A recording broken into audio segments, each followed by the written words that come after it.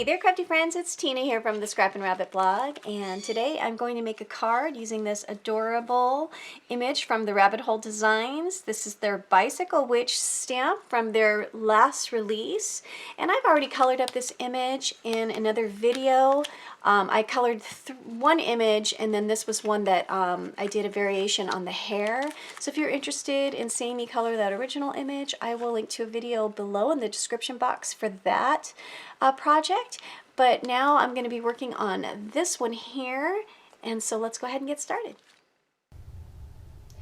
For a card layer, I cut out a layer using some Bristol smooth cardstock, and I have some removable sticker paper in my stash that I found to work great as a mask. Masking paper is just so pricey, and this removable sticker paper just works great.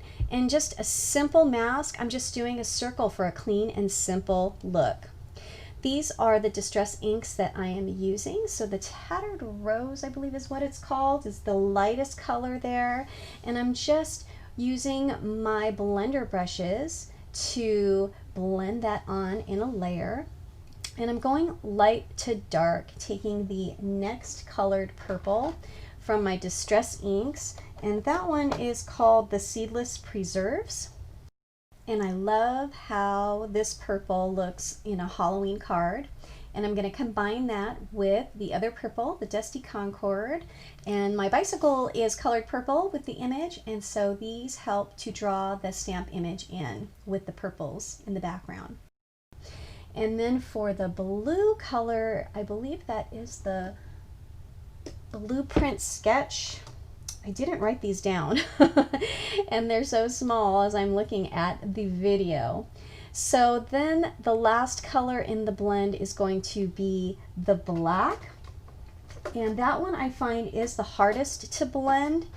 The oxide black definitely blends better, but this one looks, you can get a great look with this one. You just have to go over it like 3 or 4 times. And the black is called Black Soot. So those are the initial colors, and I will go over this a second time to get a nice vibrant layer. And here you can see it coming along and going back over with the colors. You can get a nice smooth transition, and I just think that it looks beautiful for a night sky, this color combination.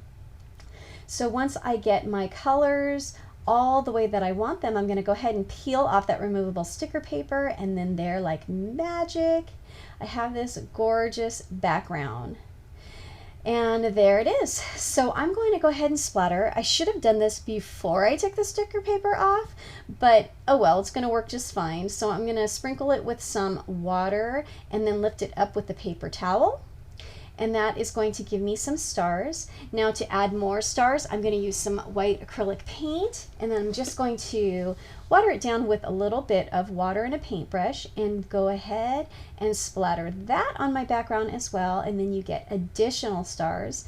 And because that's not enough and I need some more shimmer, I'm going to use some Glimmer Mist to go ahead and do a last layer of dots, and look at how beautiful that turned out. I'm going to go ahead and stamp my sentiment, so using my static tool, I'm going to go ahead and powder that up on the bottom so that I can get a nice, clean stamped sentiment. And I'm going to use my VersaFine ink,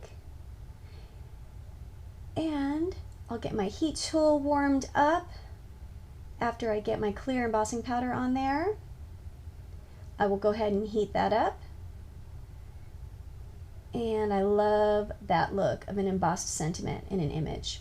For a layer, I am going to use this purple rectangle, which is slightly bigger than my white panel, and adhere that to my top folding A2 size card base using some liquid glue. And once I get that all glued together, I can go ahead and add my image to my card. I like to use liquid glue. It really helps to keep everything on there permanently. And I feel like I want to pop that witch up, so I'm going to use some of my 3M double-sided tape, foam tape, and I like to get really good coverage. And once I have that back, with the little pieces. I do add a few drops of glue for extra adhesiveness. And then I'm going to add the little bat images that come with the stamp set, and I'm going to glue those directly onto my card base. And I also have set aside a few clear iridescent sequins that I want to go ahead and add for some additional sparkle. For my sequins, I do like to use my art glitter glue. I feel like those sequins really do stay on there even through the mail better than most other liquid glues. And that's my liquid glue of choice for the gems and for the sequins. And there you have it. That is my finished card. Clean and simple with a nice vibrant background. Thank you guys so much for stopping by my channel. There's a link below if you would like to visit the Rabbit Hole Design shop or purchase that little bicycle witch stamp. As always, I do appreciate you stopping by, and I appreciate your support. Bye for now, and happy crafting!